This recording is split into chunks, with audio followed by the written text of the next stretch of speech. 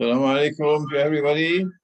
Walaikum assalam rahmatullahi wa barakatuh. Okay. Walaikum assalam. Walaikum assalam Walaikum warahmatullah. assalam wa rahmatullah. Okay.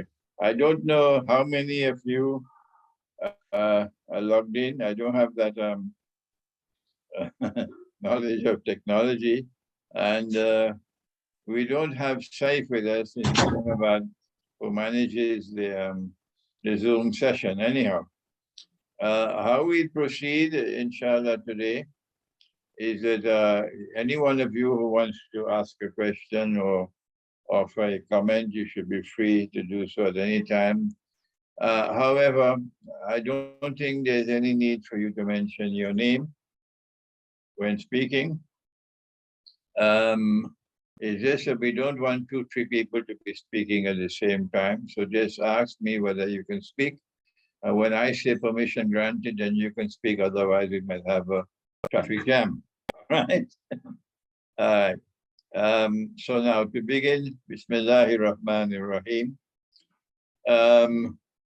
I am of the view, this is my view, let me know if you agree with me or not, that if we are to do anything with any hope of success in trying to bring some relief to the Indian Muslim community at a time when there is increasing signs of danger, then we must first direct attention to what I describe as the roadblocks standing in the way. And this is my opinion that, listen carefully, regardless of what, listen carefully, so we don't have problems later, regardless of what may have been the merits, if any, of Mughal Muslim rule over India, regardless of whatever merits there may be, if any. Mughal Muslim rule over India did not occur on the basis of an invitation by Hindus to come and rule over us.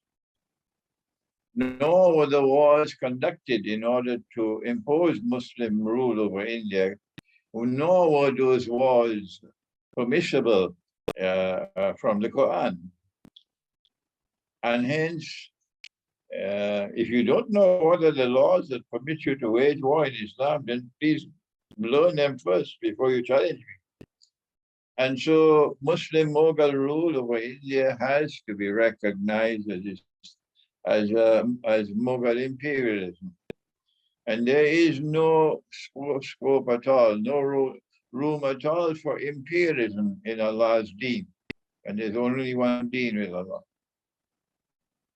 And so the first roadblock which must be removed is to recognize Muslim rule over Hindu India as imperialism and to denounce it. That is the first thing. The second thing is, during that time of Mughal Muslim rule over India, Hindu India, which was imperialism, if the Hindus claim that any temple, any mandir, was converted to a masjid against the wishes of the Hindus, if that is their claim, then we, the Muslims, must be prepared, provided that claim is accepted. We must be prepared to say that this was wrong. A Hindu temple cannot be converted to a Muslim masjid. No. Nor can a Christian cathedral be ever conducted to a Muslim masjid. No, that is not possible. And so we must be prepared to return that temple to the Hindus in the same way that we are prepared to return the Cathedral of Hagia Sophia after 500 years or 600 years to the Christians. Same principle applies. And so we will invite the Hindus of India to inform us. Give us a list of all the temples you say during the time of Mughal rule over India, when a Hindu temple was converted to a masjid. Give us the list. We don't ask you for any proof at all. We don't ask you for any evidence at all. We're only asking you for the list. That's all. And that will then set off a chain of events which will follow. And I don't need to explain that chain in public at this time. So these are two major roadblocks which must be addressed before we can attempt to change the condition of Muslims in India. If we address both of these in a matter of wisdom and intelligence, then those who do not want peace between Muslims and India, if we do not do this, then those who do not want peace between India, Hindus and Muslims will continue to thrive. And this present situation will grow worse and worse and worse. But if we attempt to remove these two roadblocks in a manner which is intelligent and wise and just and conforms with the Quran, then we would have been successful in preparing the way, a more favorable environment, a strategic environment which is now more favorable for trying to make the condition of Muslims in India more favorable. The third roadblock is the relationship between the religion of Islam and the Hindu religion, all the different facets of the Hindu religion. And one major roadblock is the view of some Muslims that Hinduism is totally false, completely false. It's a nasty religion. It's a religion of this and that and the other. It's a religion of the worship of idols and this and that and the other. And there can be no peace and no accommodation and no peace positive relationship between Hindus and Muslims. That is one Muslim view. And I don't want to be a part of that. I am not a part of that. I don't want to keep the company of such people. These are the same people who waged their bogus jihad in Syria and waged their bogus jihad in Chechnya and are now trying to do the same thing with the Uyghur Muslims in China. So they're not a part of me and I'm not a part of them. But those of you who believe that, yes, Hinduism and Judaism emerge from the same truth from which our Ummah emerged, that is the one religion of Islam, the truth. But that the same way that Judaism was corrupted and Christianity was corrupted, so too Hinduism was corrupted. But if we can maintain fraternal relations with Orthodox Christians, and they can become closest in love and affection for us according to Allah in the Quran, despite the corruption, then we should be prepared to make an effort to build fraternal relation between Muslims and Hindus as well. And for that, we need to set up a system whereby Hindu scholars and Muslim scholars, not the ISIS jihad, Hindu scholars and Muslim scholars can come together to discuss how we can build closer relations, the way I'm doing with Orthodox Christians. So here is my roadmap. 3 obstacles which must be addressed if we are to proceed further. Now then, that's all I have to say at this time, and I'm willing to listen to you. Who wants to speak first? Assalamu alaikum, Sheikh. Walaikum salam. I'm Abrar from You need to Bangalore, mention India. your name. Go ahead. Okay. Firstly, we want to thank you for making time for us for this session. We know you've got a very busy schedule, but Alhamdulillah, we have managed to connect. So I think most of us are connected now. We have got participants from different parts of India, Alhamdulillah. So without wasting more of your time, I would like to initiate this by asking you a question, which I think will answer and cover most of the points, inshallah. So what is your view on India and the Hijrat for Indian Muslims? Hijrat is not possible for you outside of India. If you couldn't be believe that 200 millions can make Hijrah out of India, then go ahead and proceed, but don't ask me for help and don't ask me for guidance. Hijrah within India, yes, is possible for people in the north to move to the south, where there's less danger for Muslims, or to move to Kashmir, where you can strengthen the hands of the Indian Muslims in Kashmir. That's my view. Jazakallah, Sheikh. Okay, next. Assalamu alaikum, Sheikh. Walaikum salam.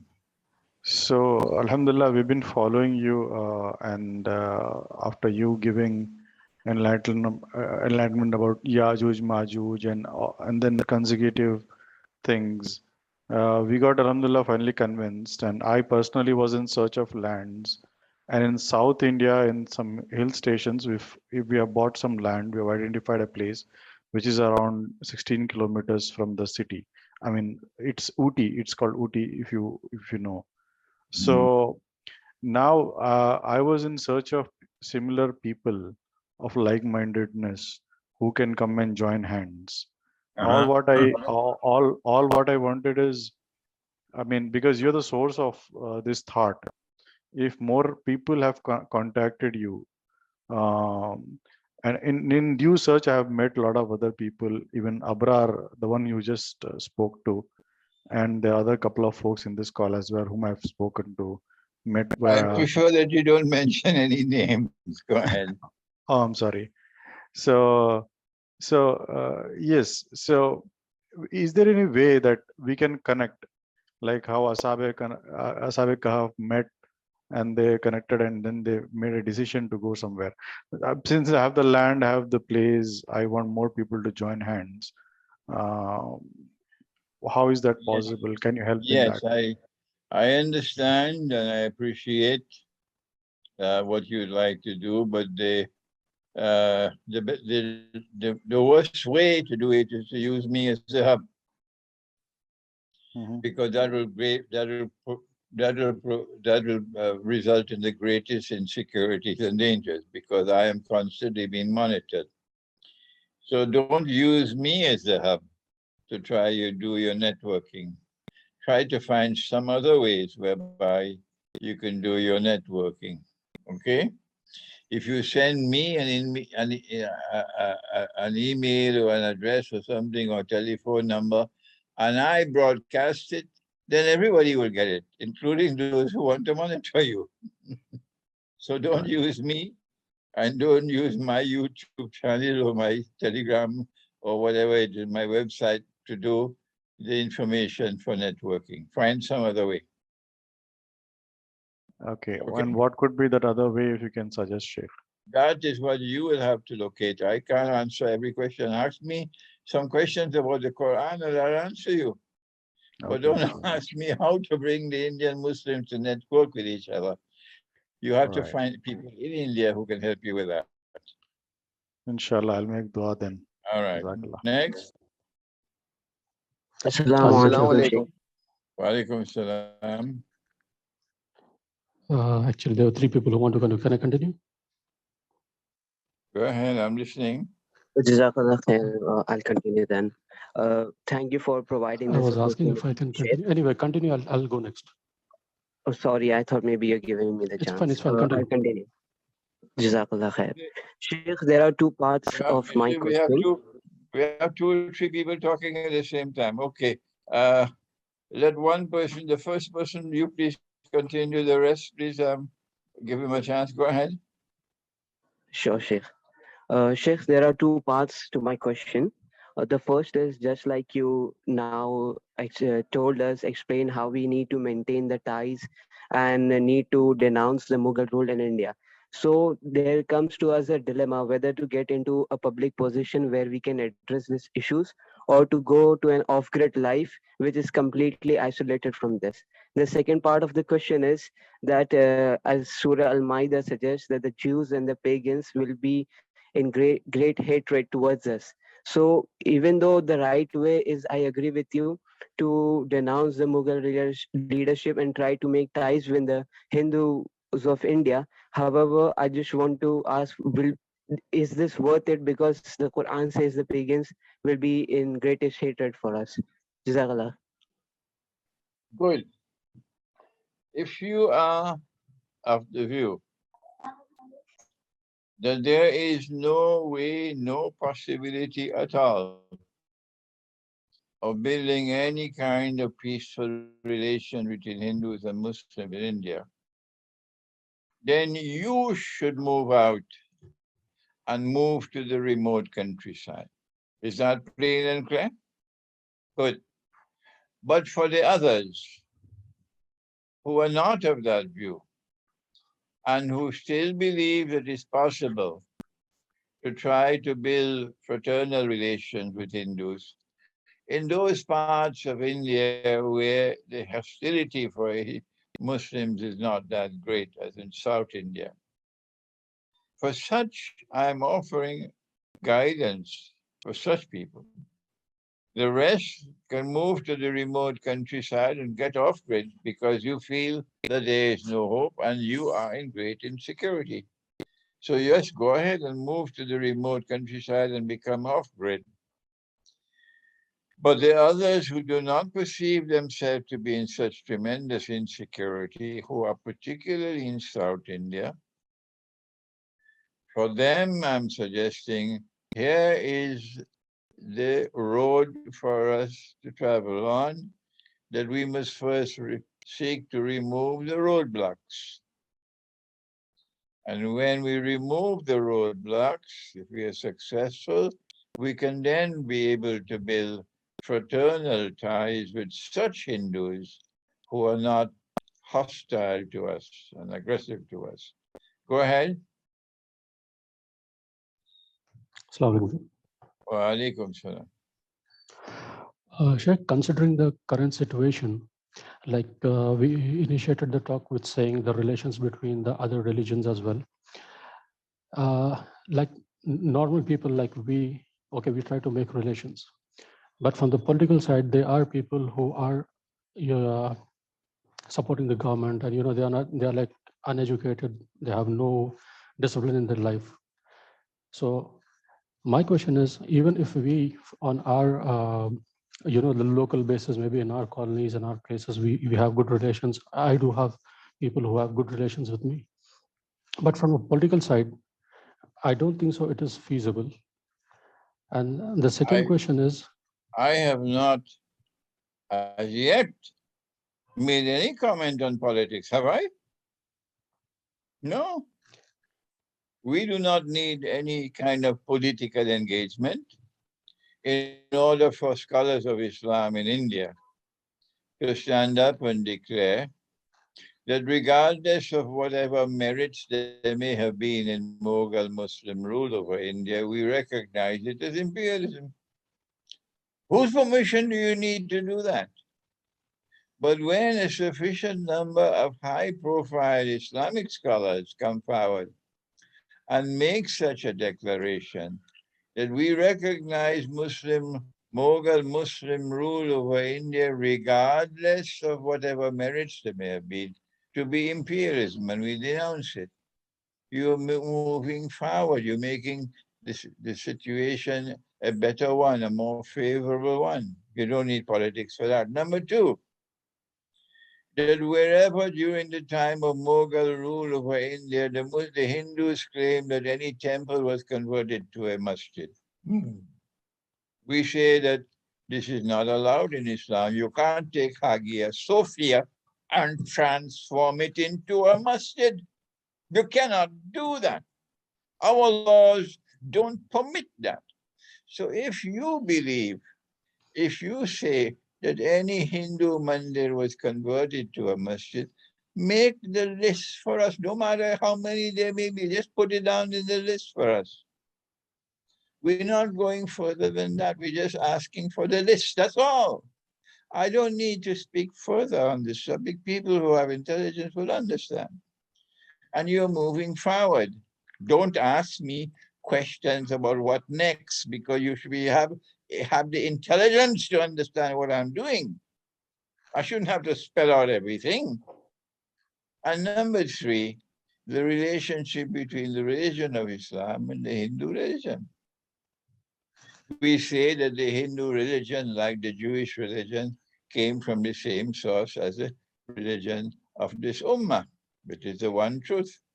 But in the same way that Judaism was corrupted and Christianity was corrupted, so too was Hinduism.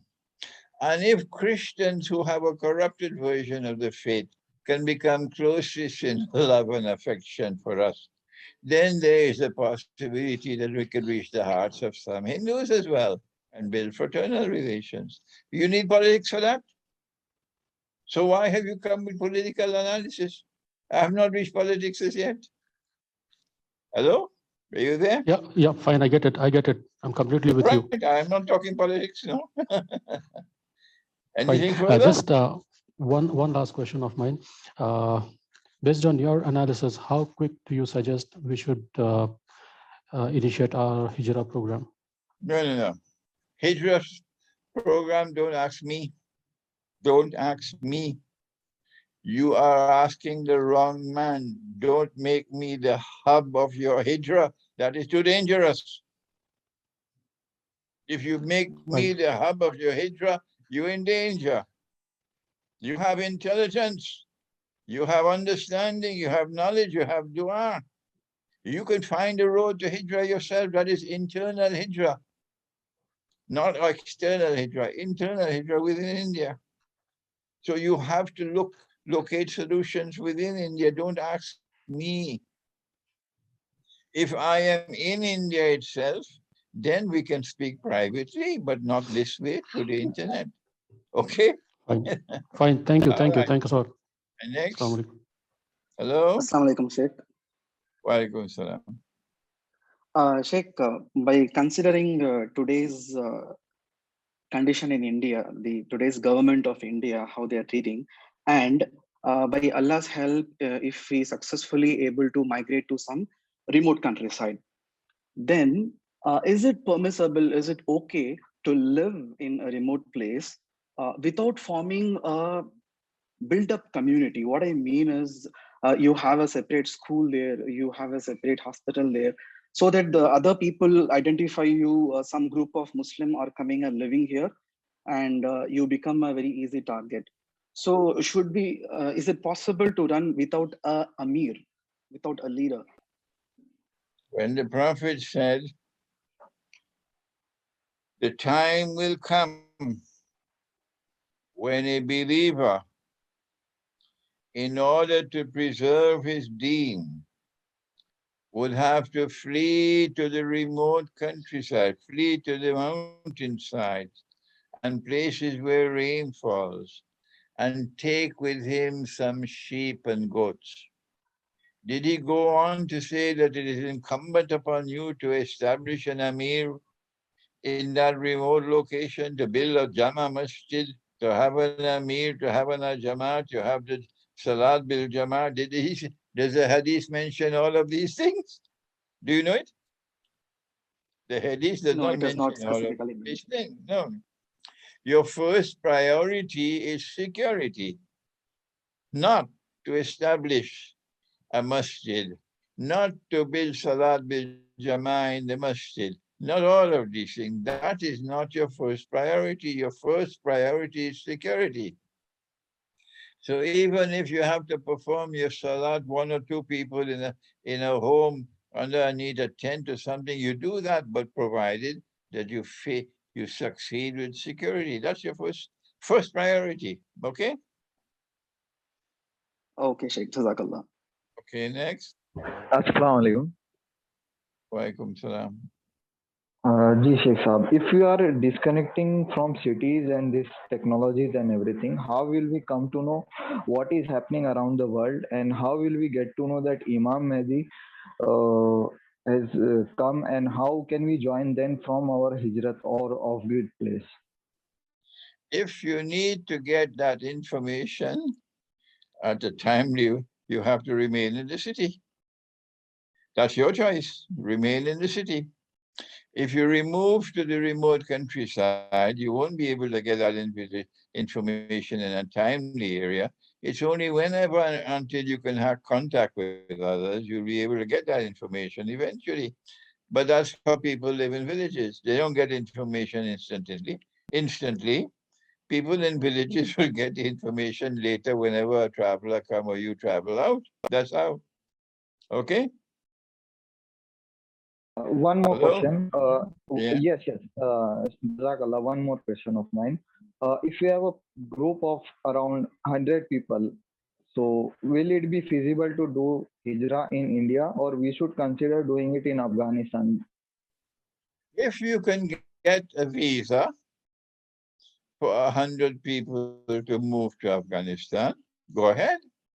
But don't ask me to get the visa for you. Okay? And then you have to find how to get to Afghanistan. Are you going to fly? Or are you going to pass through by road from India to Afghanistan? Will the Indian government allow you to get out of India and so on? I cannot solve those problems for you, okay? I am not that man. But if you can get the visa and you want to go to Afghanistan, by all means go. By all means go. Yes. Anybody else? One my last question. In two parts, I will say. One is if family members are not ready, so how can we perform that? Can we leave them in the cities? And the second question is if someone is dependent on medicine, so we are advocating not to travel with us. But what about the family members? If they are not ready, so we should If leave them in someone the is on a ship and the ship is sinking, and when the ship sinks, everybody on board will perish. What do you do if you want to get off the ship, but family members don't want to get off? Answer me. I'm waiting on your answer. I will get off the ship. Get on the That's ship. right. At least if you get off the ship, you'll have a chance, remote chance, that you might succeed in getting your family to get off the ship.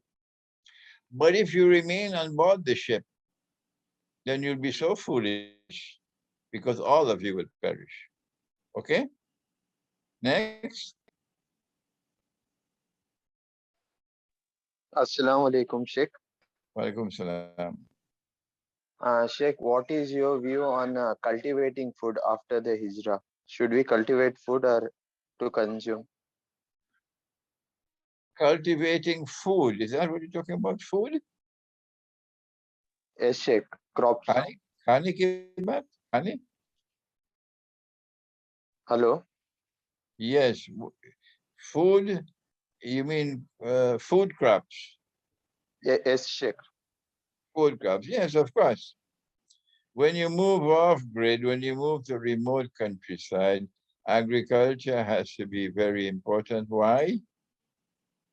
Because our Prophet ﷺ spoke about farming, taking some sheep and goats with you,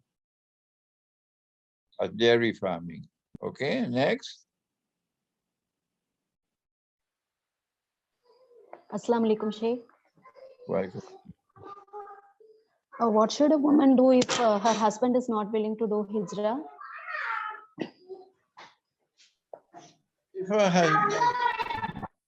If her husband does not want to make Hijrah, and Hijrah becomes incumbent, then the wife has the right to make the Hijrah, provided she can find someone to give her some security while she makes Hijrah. Yes. Shall I take my children with me? If your husband allows you to take the children, by all means. If your husband does not allow you to take the children, you can't take them by force.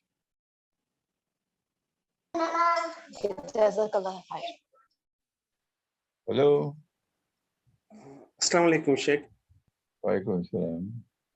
How much time do we have before we get off the ship? I mean, how much time we have to, where we can convince our family? I don't think there's much time left, but don't ask me whether it's 2-3 months or 2-3 years. I just think there's not much time left. All right. I'm disappointed, but because I don't seem to have even one amongst my students in India with a scholarly acumen, not even one so far, with a scholarly acumen, to comment on to comment on the roadblocks that I've mentioned. Nobody's talking about it. Nobody. What's wrong? My students don't have the capacity to think.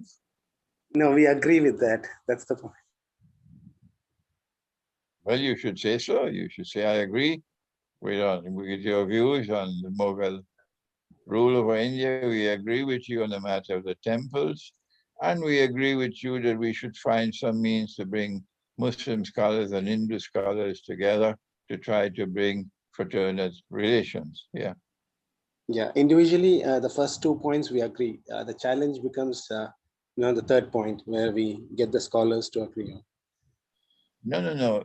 All that we need in this Zoom session is that we agree on a roadmap how to proceed further. That's all. When we agree that this roadmap is okay for us to proceed further, then we can move to step 2 and step 3 and step 4. At this time, we are addressing 3 roadmaps. That's all. Hello?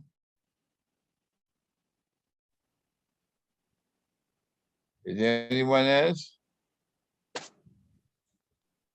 Sheikh, I wanted to ask for your permission to propagate your insights and your opinions without taking your name in it for obvious reasons.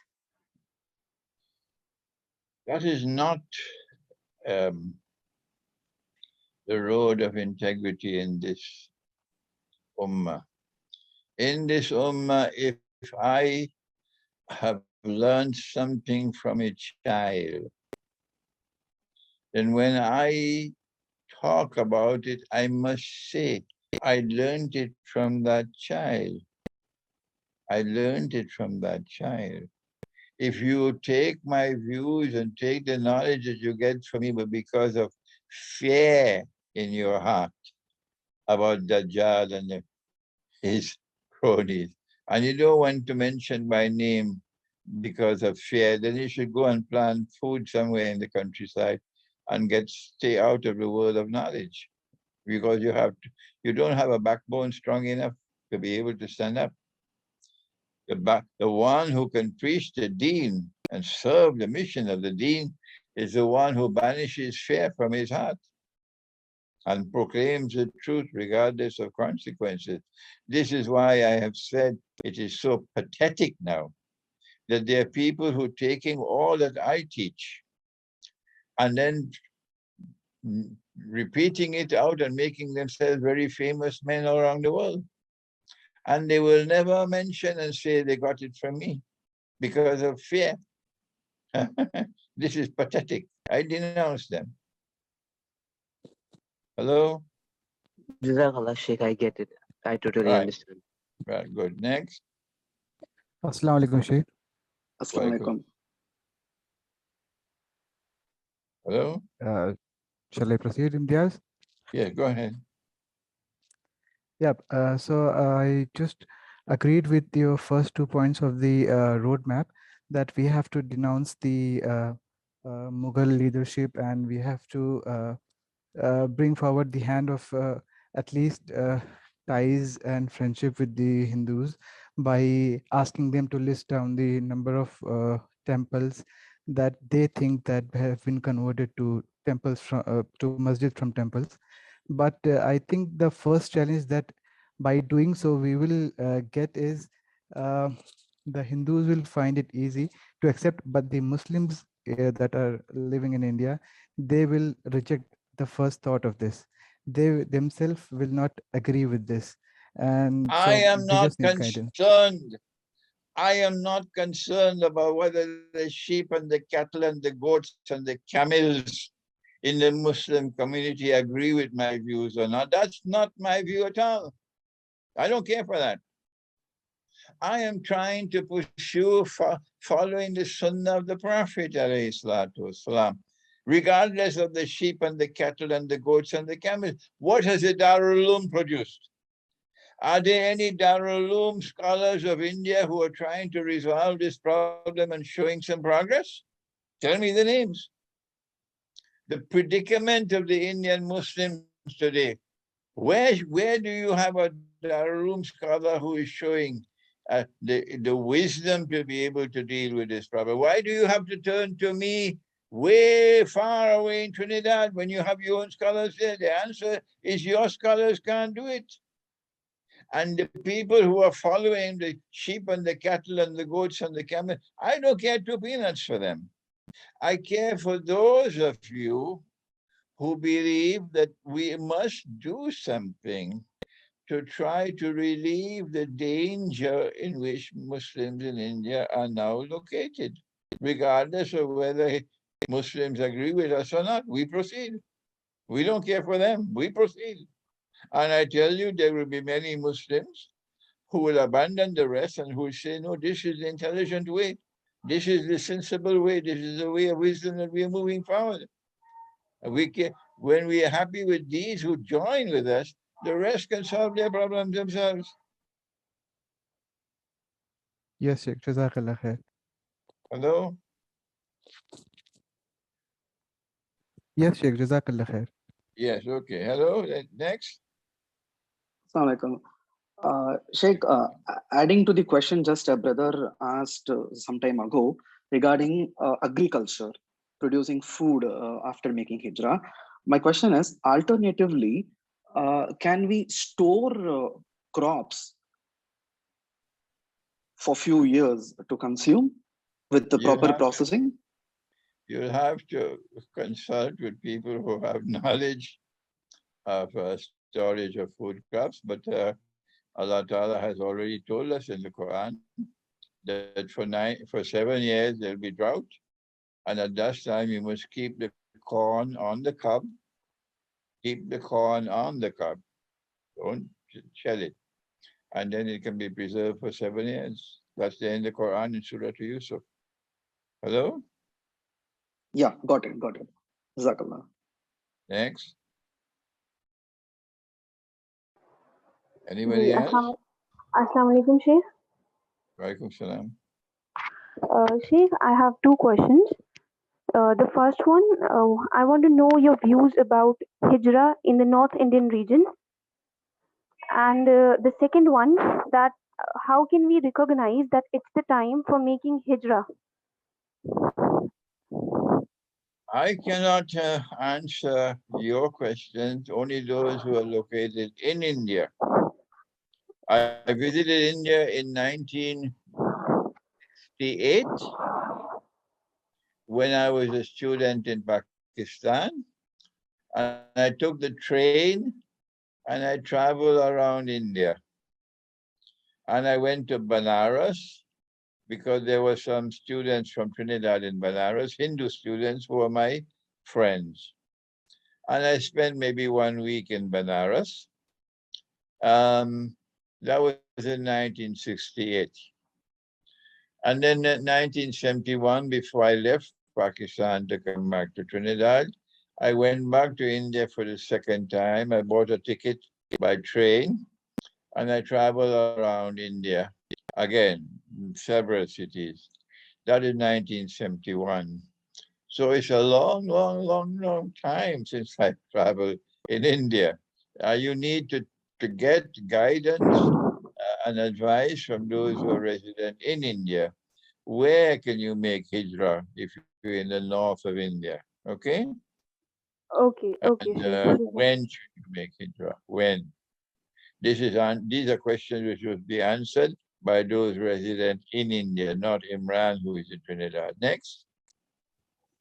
Sheikh, historically, I mean, regarding the scholars, the best of scholars, because of the partition, had moved to Pakistan.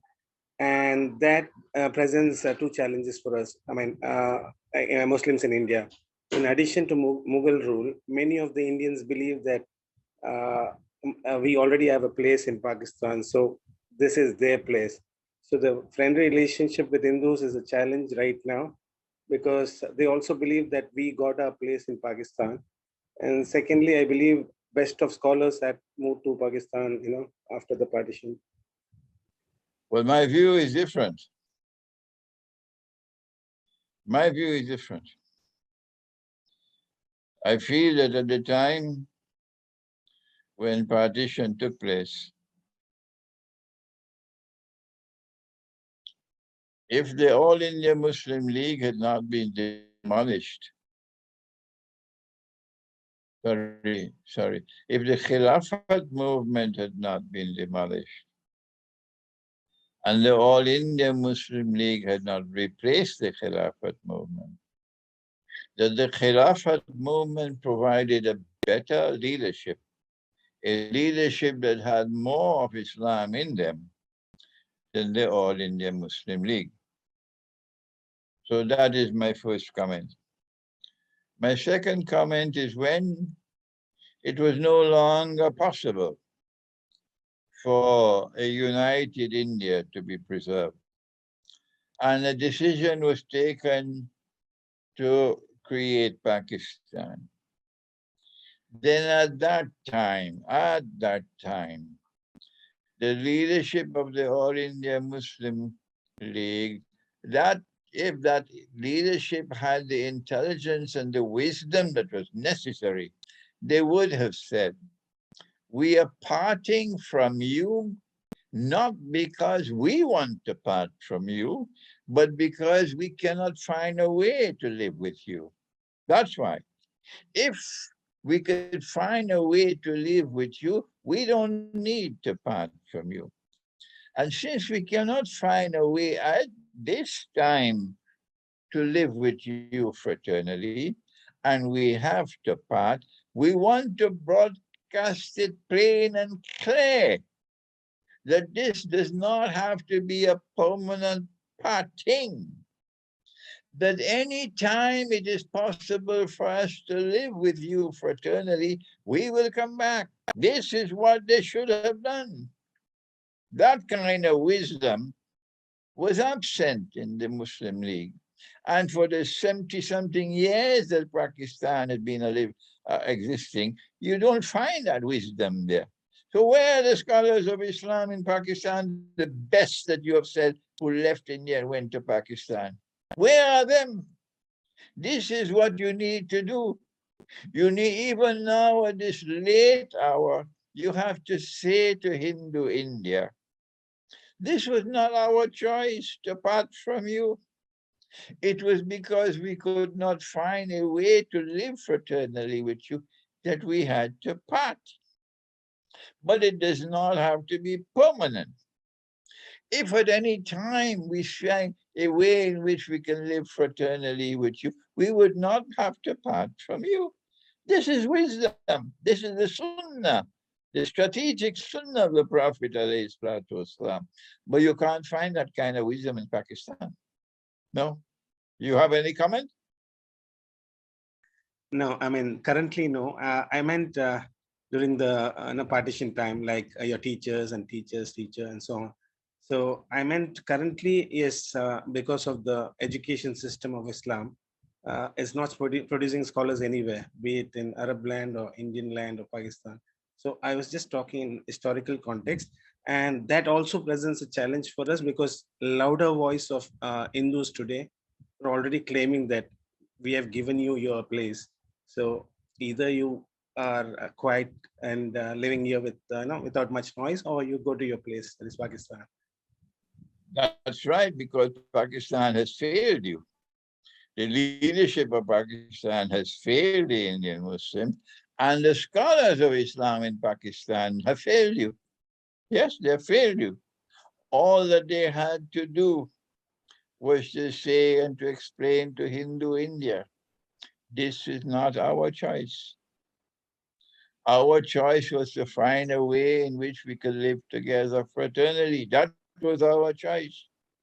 Muhammad Ali Jinnah, this was his choice. He was called the ambassador of Hindu-Muslim unity.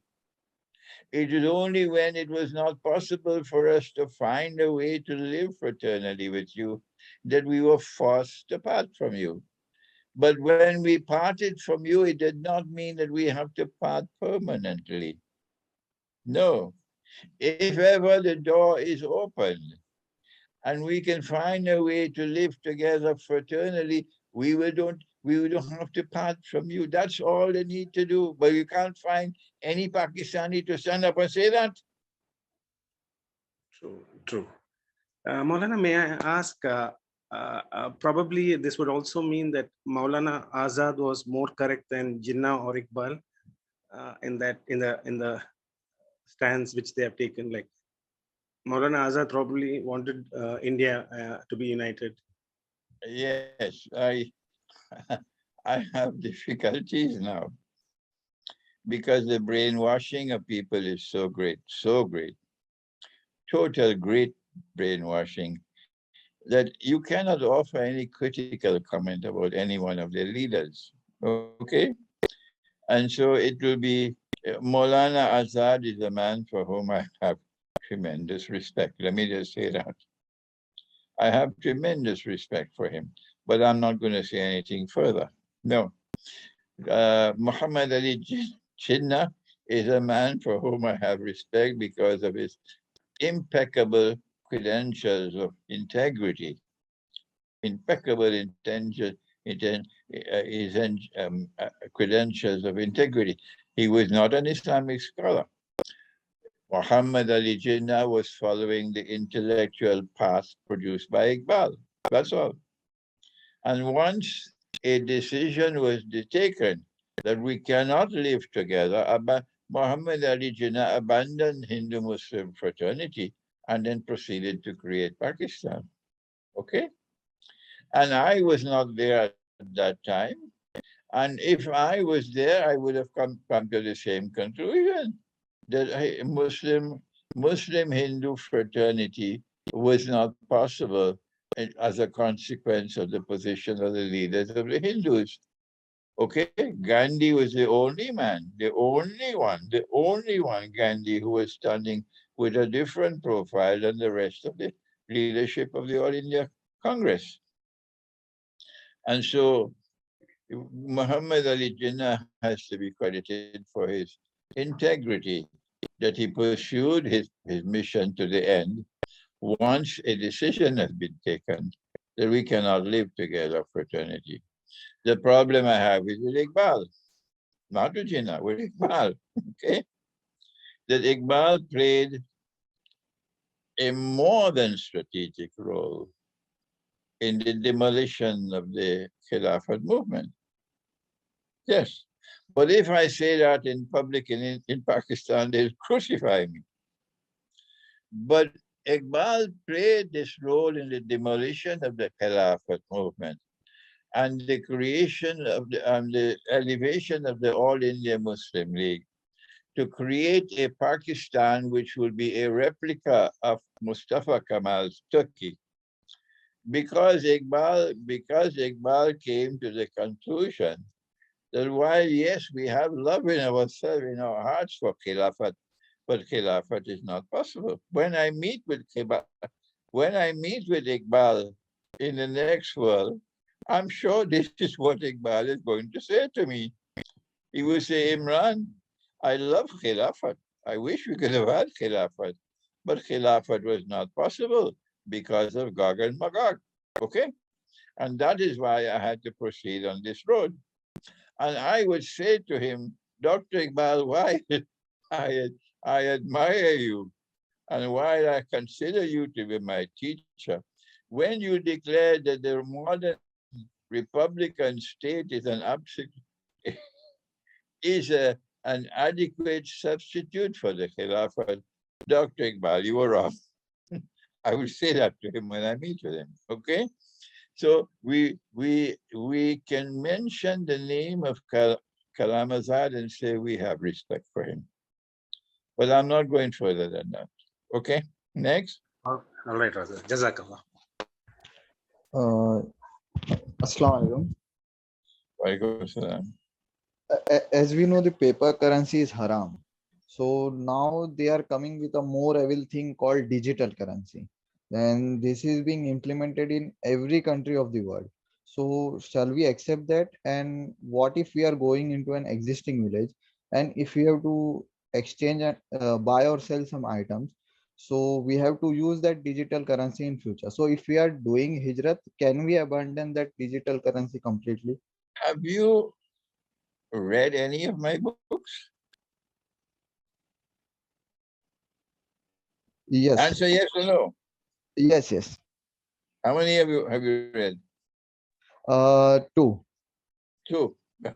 No, two is not enough. Listen, I cannot, at the age of more than 80, I cannot keep on repeating and repeating and repeating what I have taught before. This is not the Sunnah. The Prophet ﷺ would not do that.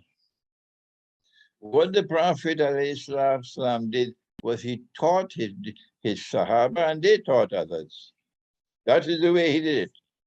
And that is the way I must do it. I cannot keep on repeating lectures on which I have taught the subject of money. So please go to my books, go to my lectures. If you don't have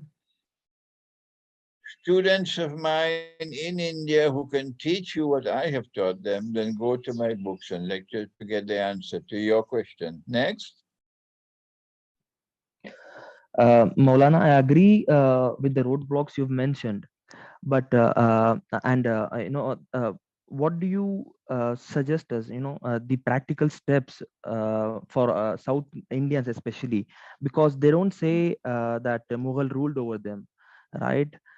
They are now starting to hate Muslims and Islam because the roots from the north are coming down to the south as well, and the fraternal relationship between Muslims and Hindus in the south is being disturbed now.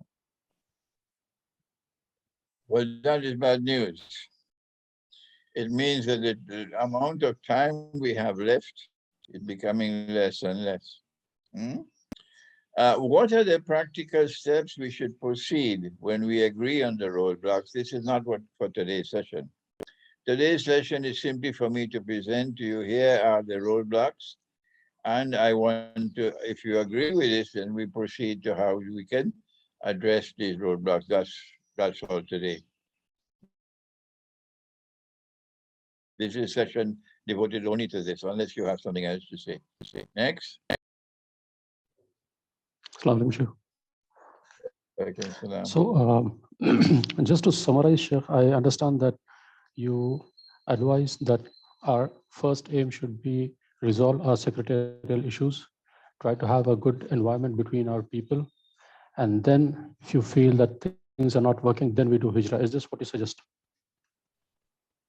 No, I'm saying that if you are in a part of India in which you are not in grave insecurity, then you can be a part of this program of trying to address these roadblocks. If, however, you are in a part of India in which you are in grave insecurity, then you should make Hijrah to a place of security. But if you move the remote countryside and you're off-grid, you will not be able to participate in this project of removing the roadblocks. Go ahead. Thank you. Hello? Assalamu alaikum, Sheikh. Can you share some more insights regarding Indian Muslims' approach towards Kashmir? You have already shared your views about Kashmir, and I'm aware of that. But what about the approach that Indian Muslims must have towards the Kashmir issue? Because that is also one of the main blocks in the Hindu-Muslim fraternity. Incidentally, if any of you want to speak in Urdu, just use simple Urdu, and I hope I'll be able to understand you more. मेरी उर्दू टूटी फूटी है, मैं कुछ समझ सकता हूँ, लेकिन बोलना कुछ मुश्किल है. Okay. If we approach these three roadblocks, then our success would also be making the situation in Kashmir a little bit easier for them. Next. Jazakallah, Sheikh. Hello?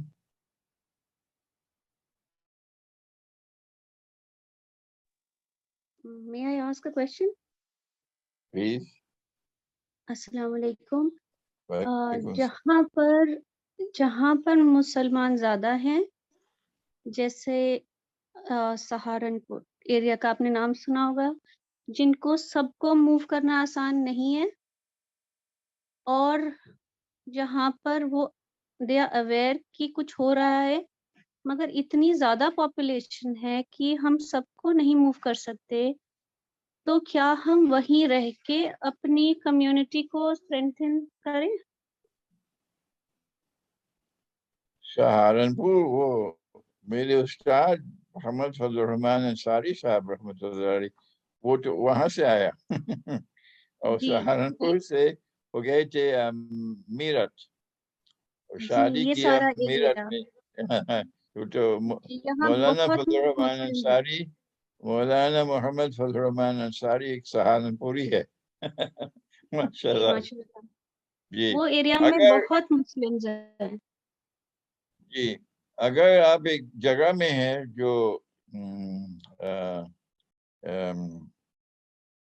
क्या कहते हैं, खतरा ज्यादा है, खतरा is danger, is it?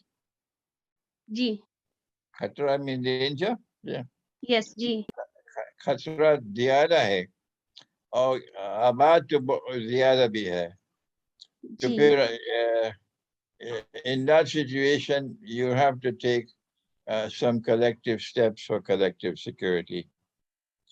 I can't speak further than that. It's for your leaders to ji. determine what steps to be taken to ensure collective security. Next.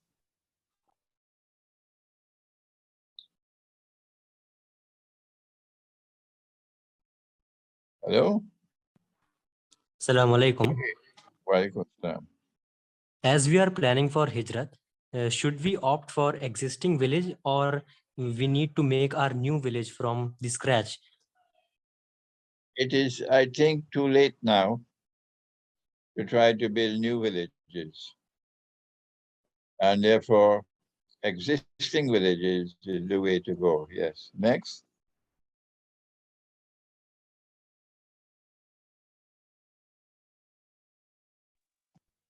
One last question: can there be friendship between Muslims and Sikhs?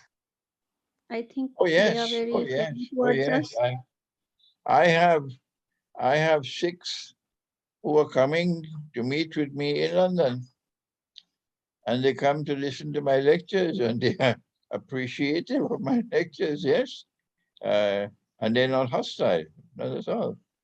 So when you find a Sikh or a Hindu or a Jew or a Christian who is not hostile to you, not hostile to Islam, there's no reason why you can't reach out to them to try to build fraternal relations. Yes. Next.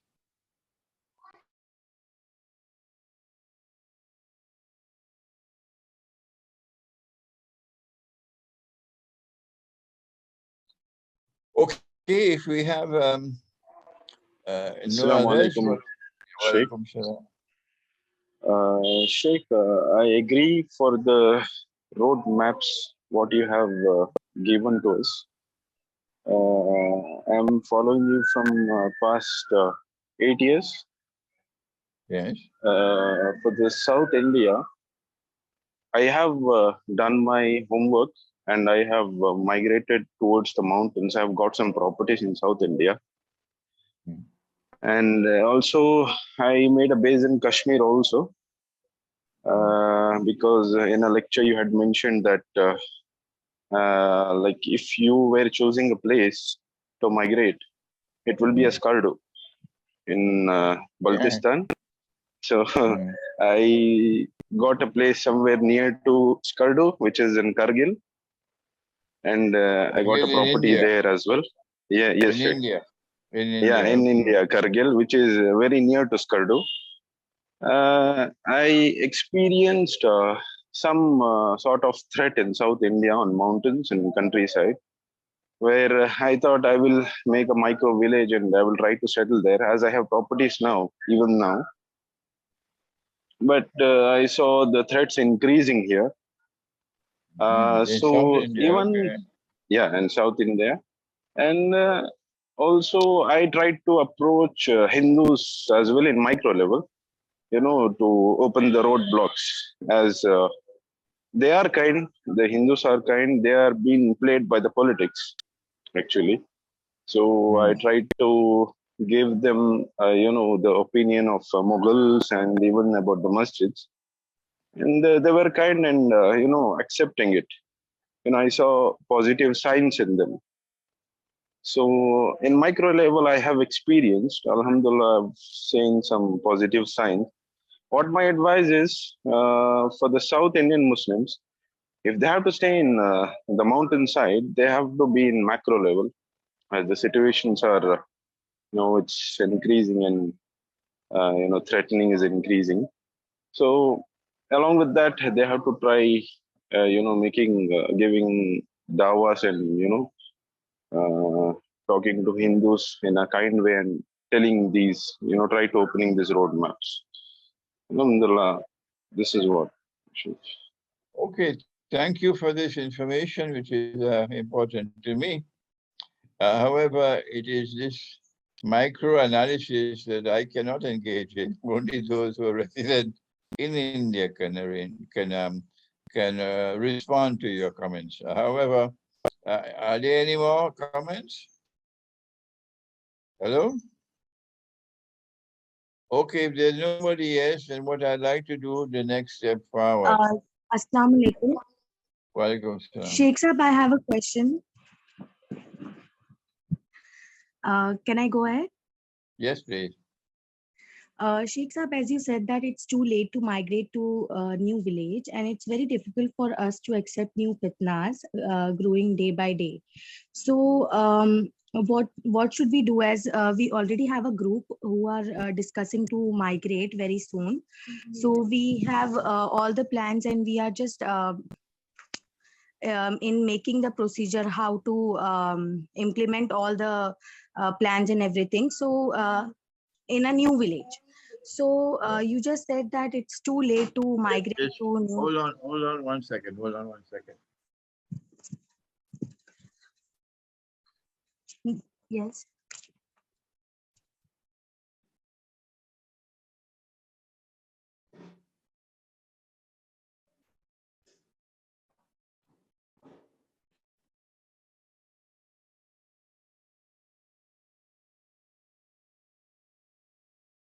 One second. Just hold on.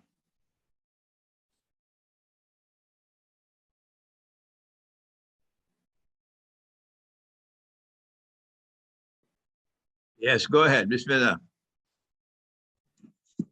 Hello? Yes. Yes, Sheikh Sahab. So my concern was that what should we do, as you said that it's too late to migrate to a new village, and we were already all set to implement all the procedures, so to migrating to a new village. But now, as you have said that it's too late, and we also don't want to see. Now, if you feel you can build a new village, go ahead. But I feel it is now too late. However, if you believe that you can do it, by all means, go ahead and build your new village. Yes. Next. Jazakallah. Okay. If there's nobody else, then this is how I'd like to get you allowed to assist me. I would like you to send me an email suggesting the names of prominent scholars, Indian scholars, Muslim scholars, who can be invited to give their view on whether Muslim Mughal rule over India was imperialist monarch. If you can do that for me, I will make contact with these scholars and try to engage with them. Okay? Everybody heard that? Yes, sir. Hello? Yes, so please, Yes, sir. we'll bring the session to a close now, and this is the next step forward. To try to identify scholars in India, Muslim scholars in India, who can possibly be persuaded to declare Muslim Mughal rule over India to be imperial. Okay? All right, Maulana, then. just a last point I would like to mention is that are you aware of Maulana Sajjad Nomani? Because I I've heard feel a that lot. I've heard a lot about him. Yes. because I feel like he's teaching your book, but I did not find him mentioning your name anywhere. Okay. Well, I have heard a lot about Maulana Nomani, and they're very good things I've heard about him. So if you can put me in direct contact with him, okay, it'll have to be email contact. I don't want telephone. I don't want telegram and these things. I want to get an email contact with him. If he speaks English, then fine. Otherwise, my Urdu is not good enough for learned discussions. We'll have to find someone who can interpret. So give me the names of those who scholars, prominent scholars in India, maybe 5, 6, 10 of them. And if we can get some prominent scholars in India, highly respected, well-known, but men of integrity, not people who sell themselves for a seat in parliament. And we can get these scholars to determine whether or not Muslim rule over India was imperialism. We'll be moving forward. Okay, everybody? Assalamu alaikum wa rahmatullah. Until next time, inshallah. Okay? Wa alaikum Thank assalam you. wa rahmatullahi wa barakatuh. Jazakallah khair, Sheikh. Jazakallah khair, Sheikh.